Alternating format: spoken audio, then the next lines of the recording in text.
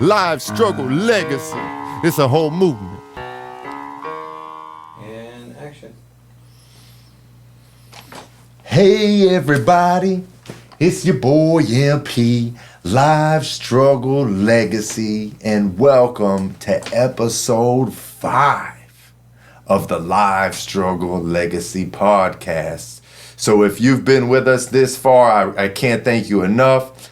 Make sure if you haven't already, you hit that follow button, that subscribe button, that notification button, drop a comment. And this is not scripted. This is straight off the dome. So if I'm missing a little factor here or there, or you want to drop a comment, if you know this story and you want to get active, drop it in the comments, man. Call me out on some shit. That's what this is about. So that being said, I do want to clear up some things because I go back and listen to these and I do see, okay, that wasn't this date, that was this date. So the last time we met, I told you about being deep into the streets, catching my first case, jail with no bail, and like really getting serious about the music. So if you have not listened, I strongly recommend you go back and do your research, catch up, so you know what we're talking about this episode. This episode, I'm going to talk about the foundation of potent entertainment and we charge it, right? So that's where it really got serious for me when I started to take my career in music seriously. So, but before I dive into that, I want to kind of fill in some blanks that I've been leaving out in these past few episodes. So I talked about, getting heavy in the streets. I talked about something I didn't talk about that I think is worth saying, like what really drove me into the streets, animosity between my father and myself. Him constantly trying to control everything from being gone so long. But what I didn't talk much about is the absence of my mother. And I think that's worth talking about because, see, when my dad was locked up, my mom was on her own with 2 kids, right? She went from literal riches to rags. So when my dad came home, my mom bounced. She said, okay, it's your turn. So, that was tough. Being raised by your mom for, 6-7 years, and then all of a sudden your mom being gone and being raised by your dad who's been gone for 6-7 years. That's a big transition, So, of course, it created friction between my mother and myself, but my dad and I bonded through fitness. I think I told you that in the last episode. We worked out together. He's a man's man. So that's how him and I bonded through fitness, exercise, that sort of thing. But my mom, on the other hand, I was in my feelings. She left. I felt like she left all of us. I felt like she left my dad. Like, how do you hold it down all this time and then you just bounce? And so I was feeling some type of way towards my mom, and our relationship was really strained. I don't think I talked to my mom for like maybe an entire year or more. Maybe sporadically, but very, very little. And in retrospect, I was telling you in another episode, Pops came home and just tried to control everything, blame my mom for everything. So in retrospect, I don't blame her, because who wants to deal with that? Who wants to deal with somebody doing nothing but criticizing? And so I get it, but it took its toll. And that division between my parents and the animosity that I had towards both parents, my mom for leaving and my dad for not really being understanding and just trying to lead with a heavy hand, it kind of drove me into the streets. So then I talked in last episode about how I caught my first case, and I want to clear this one thing up. I told you I caught my first case in November of 2019. Hell no. That was just a few years back. I'm a rehabilitated man in 2019. Now, 2003, November of 2003, Thanksgiving night was the night. So that clears that up. And so where we left off the last episode, I was telling you about how I had, I was on house arrest, and that was my sentence, right? Well, I told you I got out and I started making music with AG and Hard White, and how we had a little bit of a falling out. But what I didn't tell you is that we were making moves, man. We formed a group called Affiliated Hustlers. Then that was myself. At the time, I was going by M. Skrilla, Hard White, AG the Hustler, and C. Mill, my bro, who went on to be my in-house producer. And we dropped this little like kind of compilation album, The Affiliated Hustlers. I was only on like 1 or 2 songs because I had just jumped out from house arrest when they were really active in the studio. So basically I was promoting their music and just grateful to be a part of it. We did a whole bunch of t-shirts that said Affiliated Hustlers on one side, Business First on the other. So I was on board with Business First, even though I was a little salty about it because that was the title of my original single, which went on to be AG the Hustler's production company or label, so to speak. But I was like, okay, well, you're making it happen, so I'm with it. And I remember I had 2 computers, and I'm burning. This is in the days of burning CDs. I'm literally back to back burning CDs on 2 computers, 1 disc at a time. This is before I had, before the days of big duplication and all that. I'm sure it was out there. We didn't have it. So we're literally hand burning CDs. We did like 100 copies, and all we wrote on them was Affiliated Hustlers and Austin's phone number, AG the Hustler's phone number. And I remember they did the last damn show at what is it? The stadium, Tropicana Field. And I'm like, yo, we need to hit the field. So like, man, these dudes are real good at making music, but I'll be honest, they did not have that hustle. They did not have that drive. And that's where I came in. So I was like, yo, we need to put together a street team. So what do? Just like I rallied everybody for the single, I rallied everybody to go out and promote for the last damn show. I'm like, man, I'm gonna put together a street team. And so, I'm making a little bit of money, but I'm not ready to be like hiring employees and shit. We're just making music. So I get on the phone, I call all the bros. I'm like, listen, I got a t-shirt for you. And I bought a half gallon. We called it the handle of what we called back then the naughty head gin or the bumpy face gin.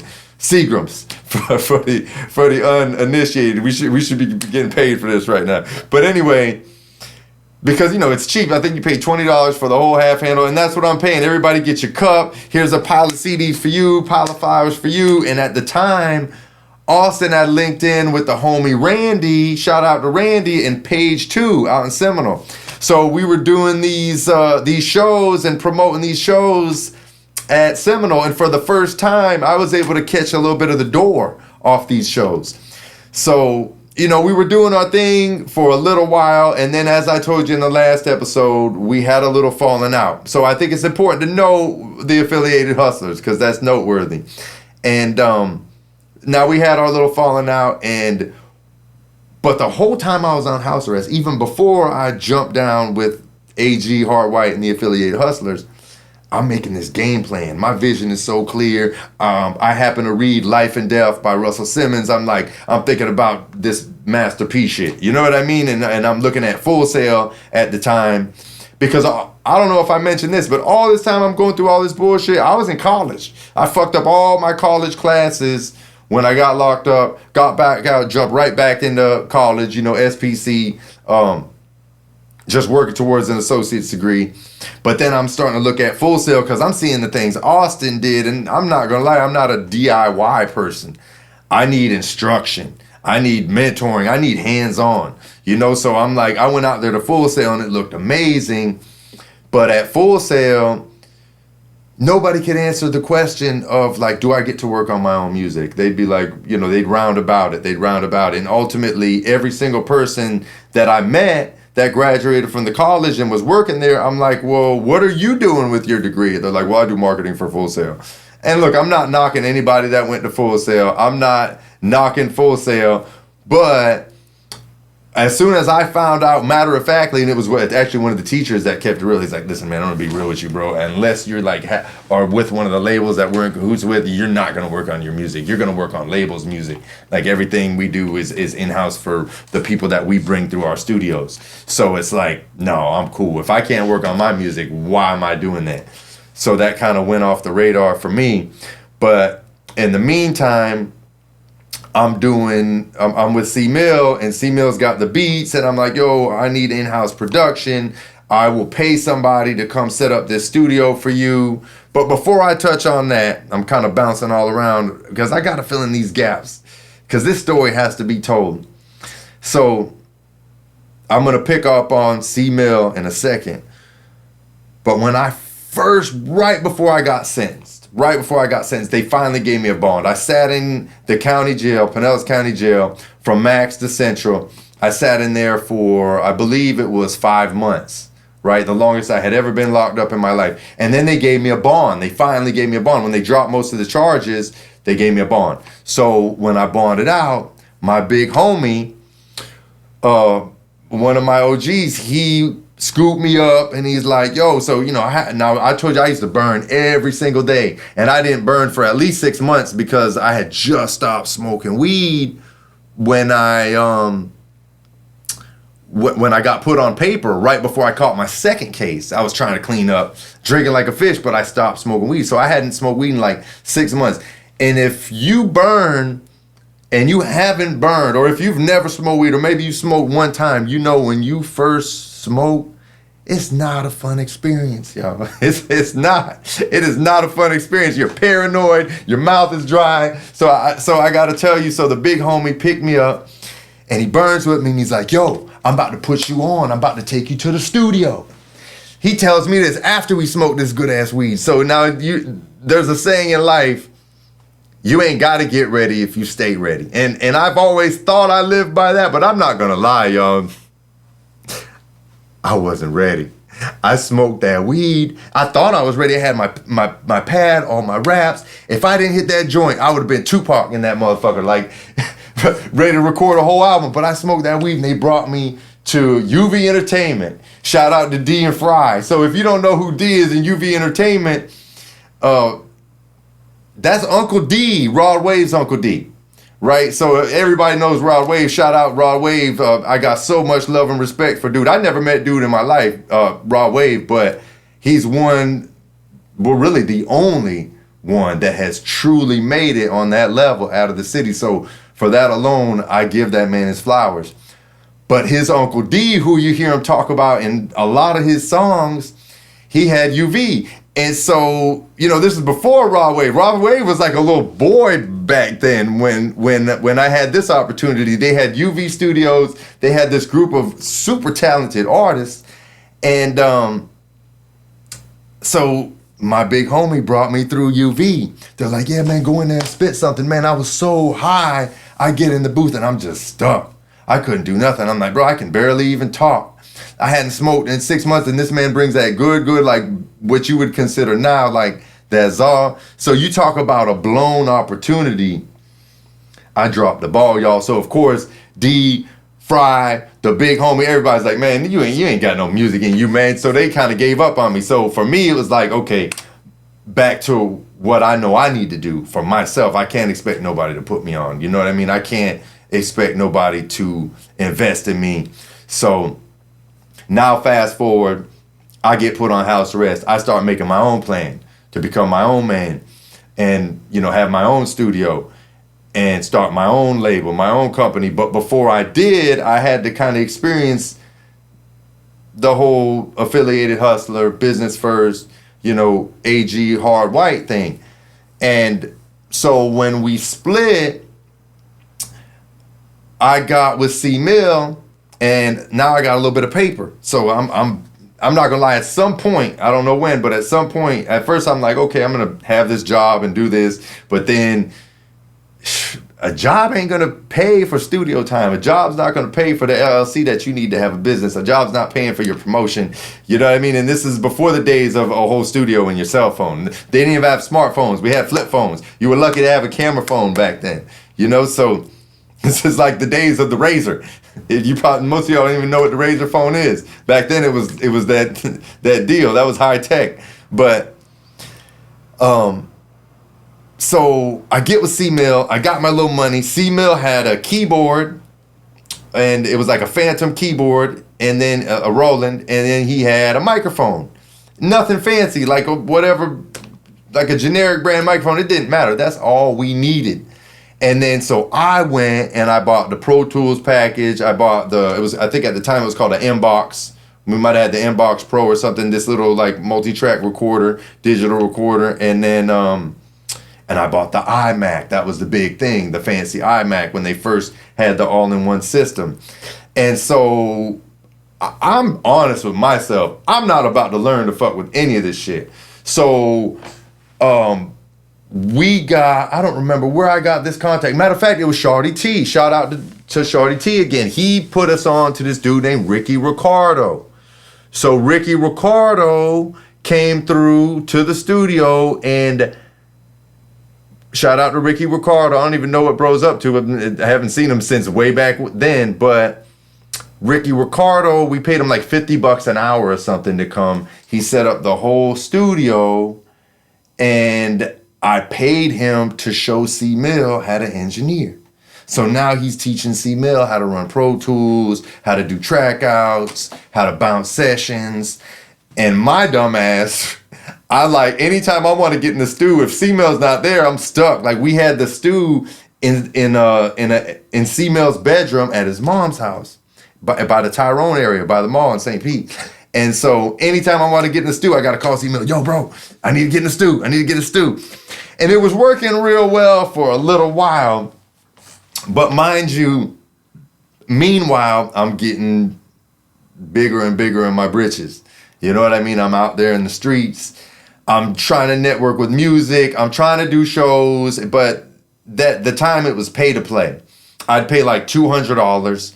And then they'd like throw me at like 8 o'clock when the doors open on the stage. There's nobody even there. And they put me on the flyer like this big, you know? And it's like, yo, I just paid you $200 for nothing. Like, what's up with that? So, and that's how they treat you when you're upcoming artist. Nobody believes in you. And they're not even listening to your music. They're like, man, who are you, white boy? Like, listen, give me $200. Yeah, I'll make you famous. Make you famous. They put you this big and put you, you know, in the very beginning of the show. And I got tired of that shit, man. You're paying $200 here, $200 there. With a few exceptions, I remember like one of the better shows I did was down in Bradenton. And I wish I could shout out the promoter. I don't even remember, man. Forgive me. But we were opening up for Papa Duck and Frank Lenny. And that's when Frank Lenny was super hot. Papa Duck was super hot too. And Papa Duck was the headline. And Frank Lenny was blowing up because at the time Plies was like the #1 artist in Florida, and him and Plies were going at it. Like, who is Mr. Fort Myers, this and that. So that was a pretty solid show. So I go out to Bradenton, you know, little white boy in this crowd. Like I want to say I was like the only white boy at the whole show. But shit, I mean, I'm in my comfort zone. But nobody knows that. They see this dude from St. Pete.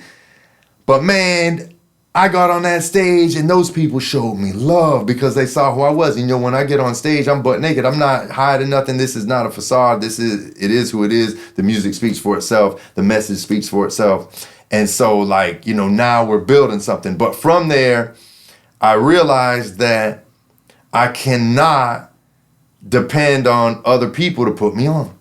I can't be doing this pay to play shit. Like, I got to build my own shit. So I started networking, and big shout out to Ray Dollar, who actually managed Raw Wave for a short period of time, and still is doing something with Raw Wave. You know, I'm not privy to what's going on in people's business, but I will say I gotta give a lot of love and respect to Ray Dollar because he gave me the contacts to C. Wakely, to Blood Raw. And I put together my first ever big show, you know, so now I'm making waves. I'm doing all this networking. But before that, I'm in and out of different studios, and I'm bringing C-Mill everywhere we go so he can kind of soak up game. So, you know, we already knew Terry, and Terry was the homie, but they were really focused on their music. And my thing was, man, we don't need to be fucking with rappers. They're focused on their music. We need to fuck with engineers. And I kind of learned that again because we got with Creep Dog. Shout out Creep Dog, Gutter Sound, DJ Win. Shout out DJ Win. Shout out DJ Trans. Well, we went to Gutter Sound Studios on 49th Street, and we got with DJ Trans because at the time DJ Trans was really doing his thing. He had just recently had I'm pretty sure it was a platinum record with the Get It Mar Get It joint. And he just had that sound. He had a different sound. He'd have those crispy highs and that deep, deep bass that would really get the clubs moving. And so C-Mill had this fire ass beat, and we made our first actual single. It was called Soldier Bounce. So now through Ray Dollar, through UV, you know, D-Lane and Fry and them, I started connecting with these other artists. And I got with the homie T.O. Shout out to T.O. I got with the homie EGAT. Shout out EGAT. Young Cash, who ended up doing a stretch. Shout out Young Cash. I'm glad you're free, homie. Much love. And then, of course, my bro, my birthday twin, Chris Cage. Back then, he was Dub B. And so, you know, we popped off this Potent Entertainment thing, right? And with Potent Entertainment, I'm gonna be real with y'all. Potent Entertainment was me, but the facade that I created, that was the one facade.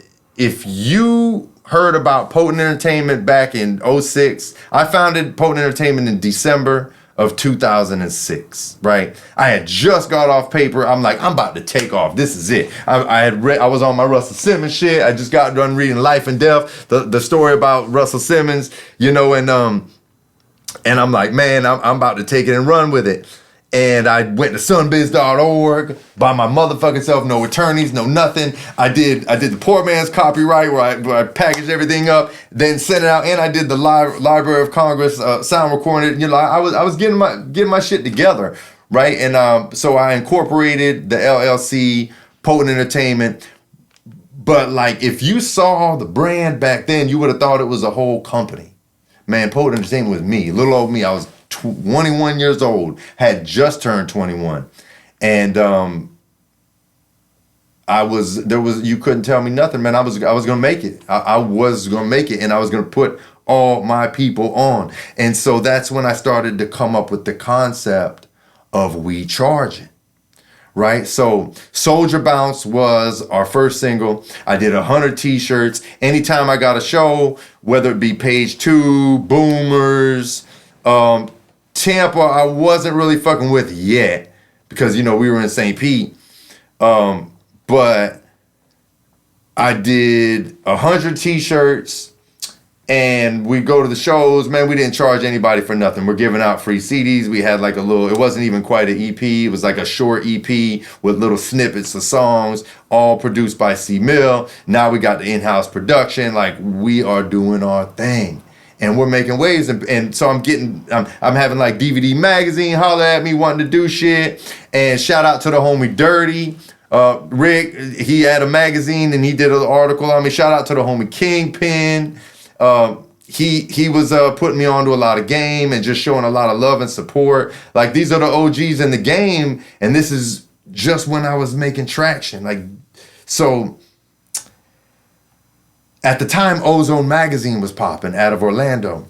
And so they had this Ozone Award show. So I'm trying to do all the networking I can do with Potent Entertainment, with our branding, pushing this single, this Soldier Bounce single. I'm working on the album. But you know how that is. I got 1 foot in the street and 1 foot in the music game. And I'll be honest, like, that foot in the street was way deeper than the one that was in the music game. But I'm slowly trying to get it out. But when you're in the streets, nobody sees that vision. Like I told you this in a previous podcast, the goal is money. The goal is that's it. There's no exit strategy. It's all about the clout. It's all about, you know, more this, more that, you know, and that wasn't why I was in it. I'm trying to make this dream come true. That's the only reason I ever got in the streets. And then you get blinded by everything else around you.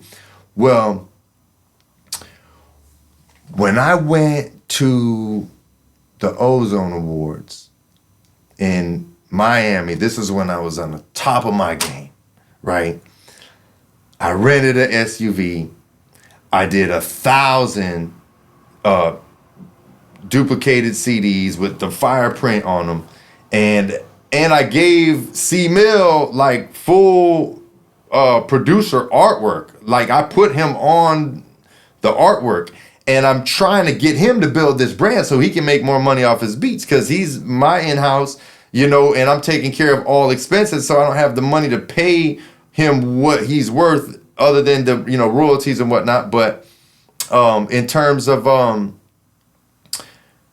getting him on as a producer, I'm trying to get him to build this brand, and I'm trying to like get him to do this site, and it's like we're not seeing eye to eye on things.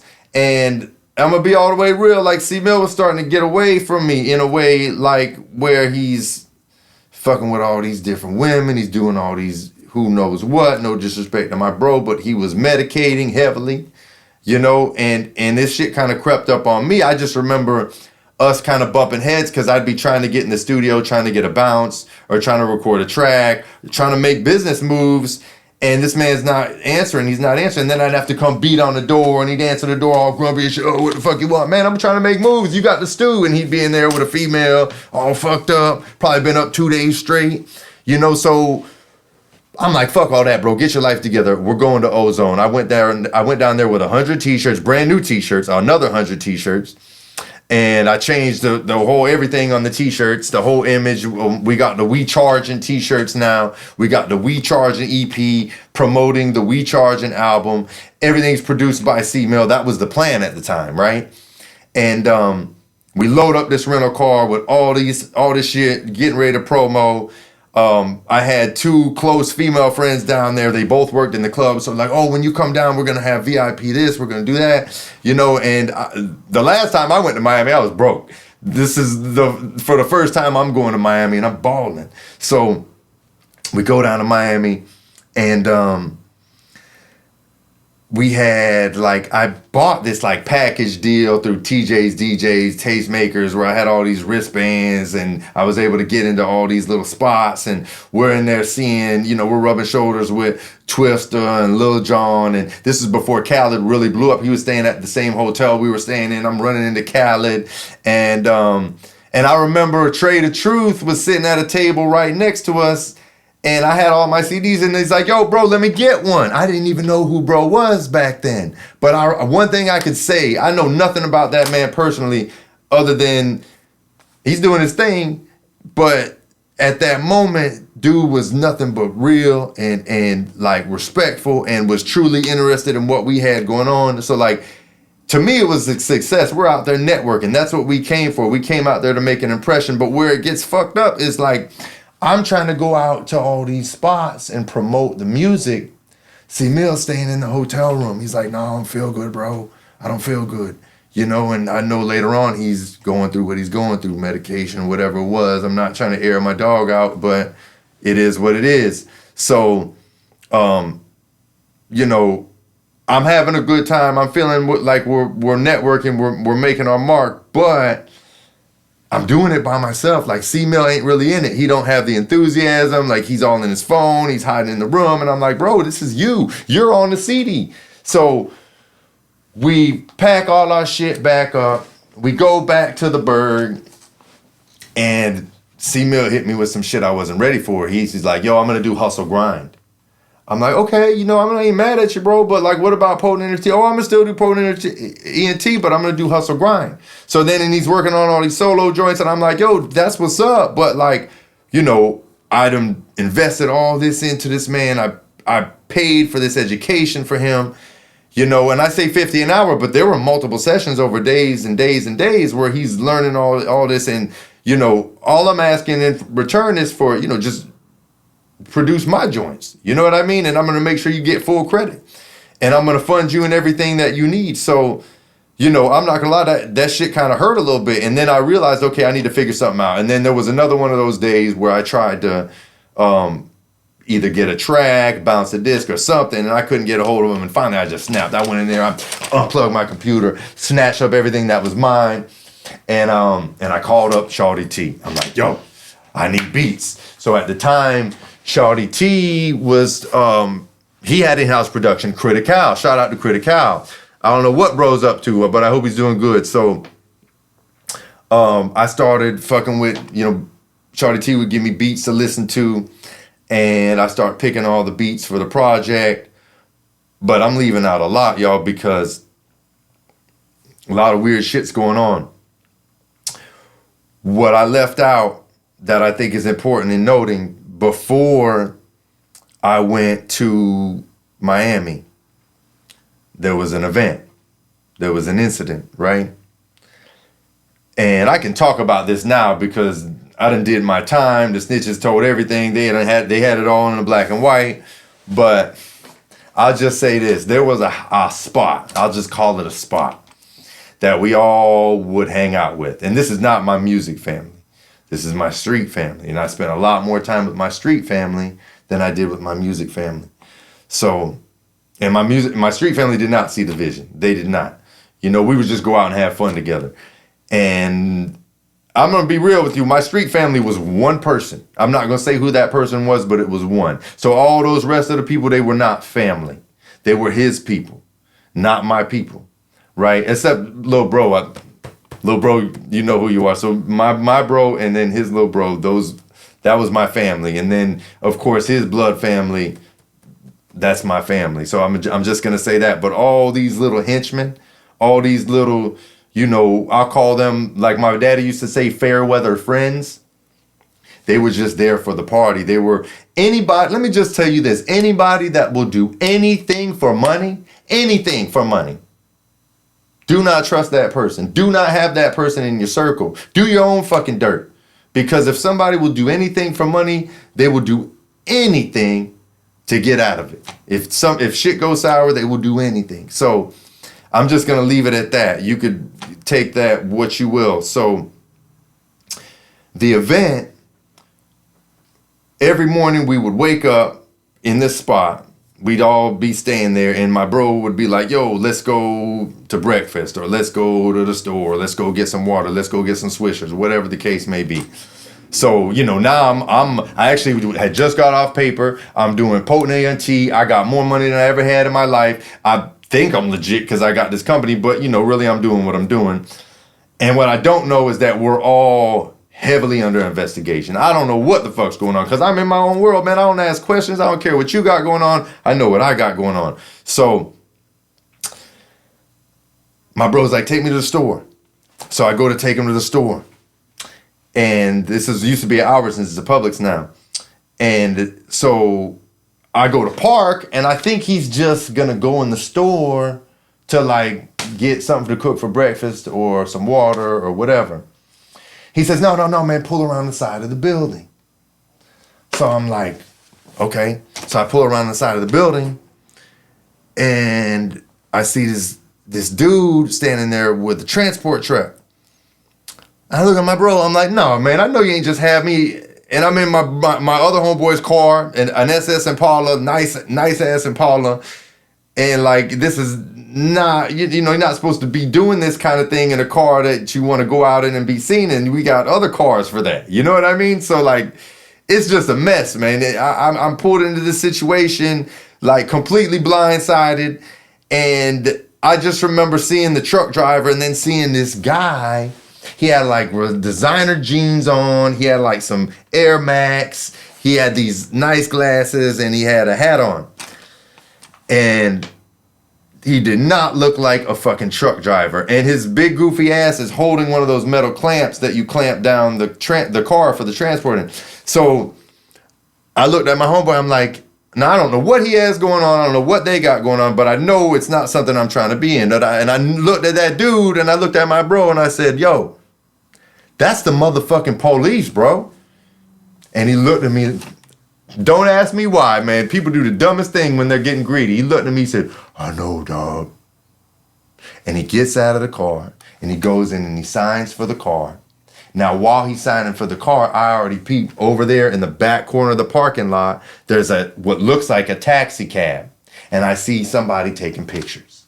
And then I look over on the other side and there's like a utility van and they're sitting there looking like this, all of them with shades on. And then I see another car and you would have thought I was tripping, right? So he gets in the car, he pulls out, I get in my car, I follow him. He picked up a car is what he did.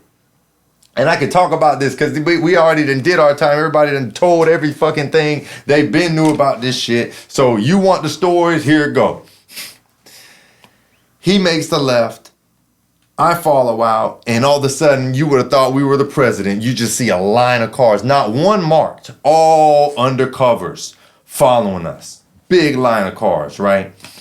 These dumbass motherfuckers thought they were going to I guess they thought they were going to follow us to a stash spot. I don't know what they thought. But he just hits the gas. So I go to call him on the phone. I'm like, yo, you don't see that? He's like, yeah, no, bro, just go. So he just hits it. Screw. So now I'm trying to be cool because I'm in my bro's car and I don't want to fuck nothing up. Plus, I don't think I had a license at the time. I don't really remember, but I knew I wasn't trying to get pulled. So, and I'm not trying to run. I'm not trying to get my bro fucked up. So he goes that way and I break off into a neighborhood. So now the cars split up. Half of them follow him and half of them follow me. And, but what's crazy is I remember right before I broke off, I see him in this car and he's doing like 70 on one of these back roads and he's hitting those speed bumps, flying through the air. Boom. Smashing down, sparks flying everywhere. I mean, he was literally jumping the speed humps, and so I'm driving like grandma. I'm putting on my blinker, stopping on the stop sign. I'm trying to pretend like these motherfuckers aren't rolling behind me, and then so I took him down. I'll take you on the whole journey. I took him down to what was it, like 9th Street, and then I took him all the way around by Pinellas Point Drive. And they're still following me. And then every time we go to a light, I got 10 on the car. And there was a Blazer next to me. And he's trying to pull up and he's trying to look in the front window. The front window wasn't tinted. And every time he tries to pull up, I pull up. And then he pulls up and I pull up. And then he pulls up. And then finally the light turns green and I hit it. Not speeding just enough so he can't look in the front window. So I'm like, how long will these motherfuckers follow me? I got a full tank of gas. I can go all day. So I take him up to 22nd. And then I go left on 22nd. And then now I see a cruiser, a St. Pete police. And he's driving real aggressive. He's swerving in and out. And now I'm in the right lane. So I'm like, okay, this is the moment of, the moment of judgment right here. Is he going to pull me? Or is he going to keep going? Is he there for me? Or am I tripping? So real quick, I hit my blinker, so I'm legal. I slam on the brakes and I cut over 2 lanes and I get in the left-hand lane to turn left from 22nd to 37th Street. This motherfucker about wrecks. He slams on his brakes and yokes it after me. So I'm not playing no games, man. I'm not playing no games. I hit the gas. in the Chevy and then now we're back behind kind of like where P-Tech is, where they have those little roundabouts. I'm hitting these roundabouts at like 70. Skirt. And he's right on me. And now I know he's not no regular fucking police because in the city of St. Pete, we have a no chase policy. You can't go over 65 because of all the kids that get killed stealing cars, running from the police. So sheriffs can chase you, but police can't. So this ain't no regular fucking police behind me. He's fucking flying. He's trying to ram me. But I could drive a little bit. So I take him by Maxi Mall and traffic was moving probably, 45 miles an hour. I just hit the gas. Didn't even slow down. Jumped right into traffic. I'm talking about like Dominic Toretto. I'm talking about like some movie shit. God was with me. Let me just tell you that because I couldn't have done that in my right mind. And that was it. After that, I hit a corner. I parked the car and I actually went to my homeboy C. Mill's house. And at the time, C. Mill had done a little bid. I kind of left that out. He did a little state bid and he came out and he was staying in these apartments. And I parked the car back at my homeboy's house, so I'm fucking their heads up because I put it right back where they traced the tags to. So now they're looking like they're crazy. I'm nowhere to be found, and I'm not gonna lie. Within 5 to 7 minutes, I see the car go by on a flatbed. So now, like, I had to change my whole demeanor. At the time, I had this big ass crazy hairdo. They were going door to door, and they thought I was like an Arab dude. They were looking for like an Arab dude. So now shit gets real. And you talk about being scared straight. So they didn't get any of us, right? They got us later on because people told. And that's why I could tell you this story. I done did my time. I done took it on the chin. It's over with. Now I can tell you the story. So I was scared straight, y'all. I was scared straight. I stopped talking to my bro. If you were in the streets, don't talk to me. I changed my number. I'm like, I'm not fucking off. I got my number for, my music. And now I'm at SPC, going to SPC every day. I started making straight A's. That whole semester I made straight A's. And I did that for I don't know how many months. And you know how it goes, like the next thing you know, my bro hits me up. He's like, yo, let's go to the mall. I get in the car. I look in the back. We wasn't going to the mall, man. Why are you bullshitting? And then it's like greed. It's always greed. Greed gets you every time. Like I was scot-free if I had walked away at that moment. So, we're back at it. And now I'm like super strict. And what I didn't tell you is when I went to jail the first time and I got out on house arrest, I made a vow, like, I'm not touching that white shit no more. I'm only fucking with weed. Because, I know a motherfucker to do a life sentence over that white shit. So it's like, my motto in the streets was like, I will only touch what I'm ready for the consequence of. Like, if I'm not ready to take it on the chin and go to jail for it, I'm not touching it because I'm not about to be no rat and I'm not about to spend the rest of my life in prison. I get caught with some weed, I'd lay down for a couple years and that's it. So that was my dumbass theory, right? But I wasn't taking into consideration how conspiracy laws work, which I'll touch on in a moment because I'm going to get ready to wrap things up. But I need to tie it all in real quick because when I was on my music shit, everybody thought I was crazy. I'd go see the promo man, 2-for-1 Tony. Shout out to 2-for-1 Tony. So I go to see Tony at the Shell gas station. He was helping me with my promos for the Blood Raw show and everything else. And man, it's a fucking helicopter circle in Shell. So I'm like, yo, man, I gotta go. He's like, man, that ain't for you, man. This is 18th. There's all kinds of shit going on. I was like, all right. So I get in the car and I roll out. As soon as I roll out, Tony calls me. He's like, yo, bro, the helicopter just trailed you. I'm like, see, man, I told you I'm not tripping. And I'm trying to tell this to my big homie. And he's like, man, shut your dumb ass up, man. You paranoid, scary ass. Like, he's thinking I'm trying to jinx us. I'm like, no, bro, everywhere I go, I'm seeing people. I'm at school trying to go in the library, seeing these motherfuckers sit outside of the library. Like they were following me to school, and I'm easy to trail because I'm not just in the streets. I have a routine. I'm in the studio. I'm going to school. I was so easy to clock because I'm trying to hide an illegal life through a legitimate life. But the whole while, I'm being watched. I mean, they're probably listening to my phones. Some dude I don't even know started to throw my name in some shit. And, man, to make a long and painful story short, because honestly, I'm not trying to really live all this shit, y'all. I know this is what you're here for. You want the war stories and shit. This shit painful, man. This shit cost me almost a decade of my life. So I'm going to just end it like this. Like, I thought everything was cool, right? I'm going to school. I got a little apartment. I got a little chick. My whole game plan changed. Like, I'm not... Fuck Full Sail. No disrespect to Full Sail, but like, man, fuck Full Sail. I actually went and applied to UCF Business School because like I'm trying to be legit with this shit. But I went to Atlanta, Georgia, and I visited Georgia State, and they had this unbelievable music program. And everybody knows, like even to this day, that Atlanta is a huge music hub in the South.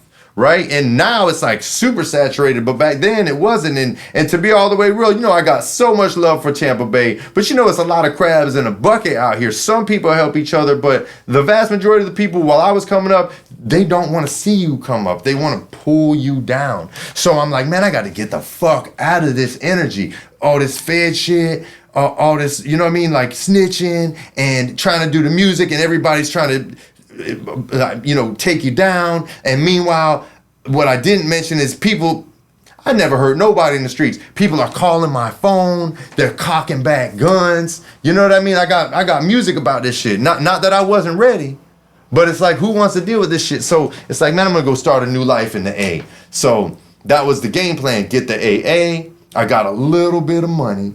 No like super baller shit, but enough to be able to go out in the A, find me a place, go to school and all that. Well, a dream deferred, goddammit. I'm sitting with my chick. I had a little apartment right off of 18th and 49th. That's actually on Tangerine and 52nd Street. Shout out to the homie Danny Corelli. He was the only person that would rent to me as a convict. I ain't gonna lie though, I had to pay him the full month lease. So shout out to Danny Corelli, Money Tree, Pawn and Gun, Valhalla Ordinance. What's happening? I can't even go in there because you know the deal. But that's my bro. He's the only person who would rent to me. So it was about 4 o'clock in the morning. And I'm an early bird. I would set my alarm. And I would study before school. That's when I did my homework. At night, my brain's fried. I wake up early as fuck. I always have. I might be out till, 2, 3 in the morning. I bet you I'm up before 6. So when I was going to school, I'd get up at like 4 and then I'd study and then I go to school and take tests or whatever it was. So I got up. And I'm one of those hit the snooze bar motherfuckers. I might have like 7 alarms set and hitting the snooze bar every 15 minutes. So I must have hit the snooze bar like once or twice. And I'm laying down with my chick at the time. And then all of a sudden I hear on the door, boom, boom, boom, boom, boom, boom. I'm like, oh shit. I'm like, I thought somebody was trying to kick my shit in. And now at this moment, I was scared straight. I didn't have no straps. I didn't have nothing. I think I went to go grab a hammer or some shit, like a literal hammer. You know what I mean? Because they weren't about to catch me with a gun. And so sheriff's office. Now I don't believe these motherfuckers. I'm like, yo. And so I'm in my drawers and my girl's in her drawers. And so finally, like, there's no people, so I'm like, yo, sheriff, I'm like, show me your badge or whatever the fuck I said. I don't know, man, because this is shit that you don't want to remember.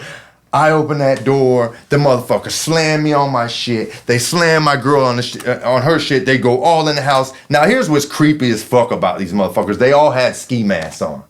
All these motherfuckers had ski masks on. Who do dirty ass shit like this, right? But I gotta be grateful. At least they didn't throw a flash grenade like they do in the hood and come in there shooting and shoot me in my back or some shit like they did to J-Brick back in the day. Rest in peace, if you know St. Pete history. So, at least they knocked. It wasn't a no-knock warrant, but they did come in with ski masks, hiding their identity. The only ones that didn't have a mask were the big dogs.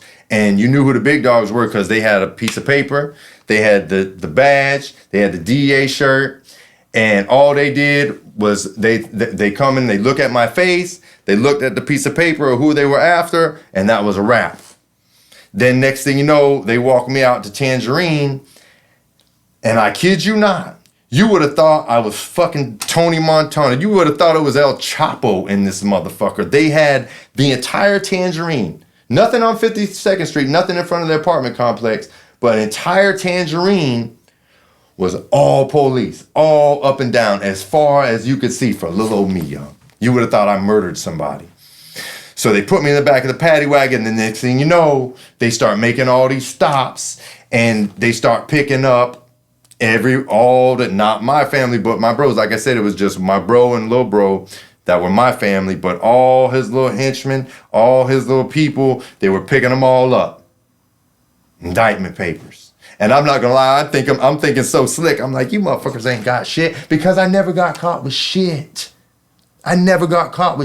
Everything was, I swore I was scot-free. I swore there was nothing they could do for me. I swore I was out the game, legit, about to go, like mind made up, but nope. So if you're listening to this, man, I hope you find some lessons in these stories that I'm telling you. These stories are not easy for me to tell. that's a wrap for episode 5, y'all. I will pick up with the whole indictment experience. I'll elaborate somewhat. I'm really not trying to dive into a bunch of case shit. I think you will be entertained, though, by the whole diesel therapy, and I'll talk about what that means. So in the next podcast, we'll talk about diesel therapy. We'll talk about indictment papers. We'll talk about how this dirty ass system works, because not only am I sharing my story, but I'm trying to educate and enlighten people, because I'm not glorifying this shit, and I hope you don't think I am. I'm sharing these stories. I'm hoping I could touch somebody to maybe keep you from making the same mistakes I make, or somebody you care about, and really try to put you on game so you don't have to learn the hard way like my stubborn ass did, right? Because that was the end for me of Potent Entertainment. You know what I mean? So it's a wrap, y'all. I'll pick up on the next one. I appreciate y'all checking in. It's Live Struggle Legacy. Make sure you hit that like button, that subscribe button, that notification button. Make sure you drop comments if you want to dispute some of these stories or you want to elaborate on details. I'll only go so far, but man, bring that shit. It's Live Struggle Legacy. We're building pyramids. Live struggle legacy. It's a whole movement.